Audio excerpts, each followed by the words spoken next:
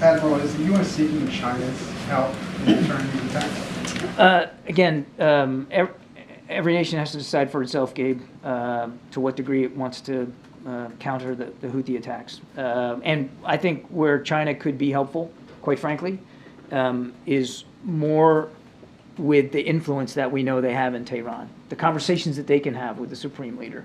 And we have in the past, and we continue to encourage the Chinese to use that influence, use those conversations to lean on the supreme leader and Iran to stop their support for the Houthis. Speaking of Tehran, has the U.S.'s assessment of Iran's direct involvement or any direct involvement in any of these attacks changed? All I can tell you is what I've said before. I mean, they are certainly providing the means, the tools, the capabilities, the weapons through which the Houthis are conducting these attacks. The Houthis may be pulling the trigger, but as I've said, Iran's giving them the guns.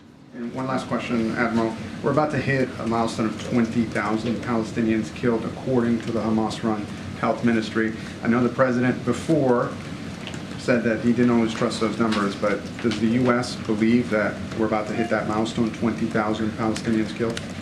Difficult to have a great fingertip feel on the exact figures.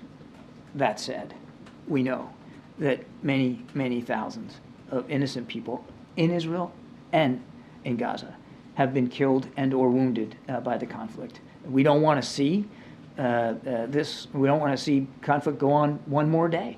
And it could end today if Hamas would surrender those responsible, get rid of the hostages, or release the hostages, sorry, and immediately lay down their arms. That's what needs to happen here.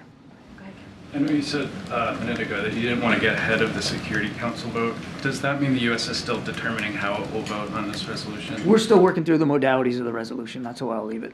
Can you say broadly what the U.S. hopes to accomplish at the UN through this resolution? Again, I don't want to get ahead of a resolution that hasn't been voted on yet, Kevin. We're still working through the modalities of that.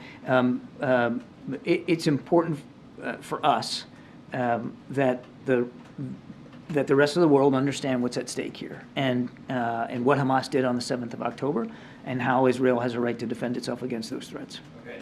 You talked a minute ago about the support that the U.S. has seen from its allies in terms of the Red Sea. At the same time, over the weekend, we heard the UK and Germany come out in support of what they called a sustainable ceasefire.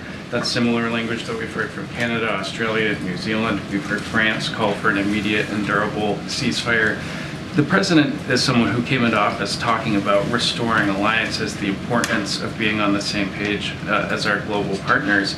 Is he at all concerned that there's a risk that the U.S. seems out of step on this particular issue with some of its closest allies? No, as a matter of fact, as I said, I mean, across the board, we're seeing how important American leadership is on the world stage here. Every nation can speak for itself, but France and the United Kingdom are terrific, close allies and friends. That's not going to change.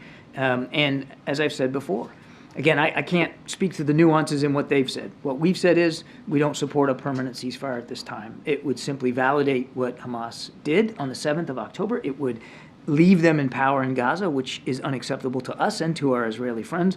And of course, it would give them a much longer timeline to prepare and plan additional attacks. We do support smaller, more localized, more targeted humanitarian pauses to get hostages out and to get more aid in.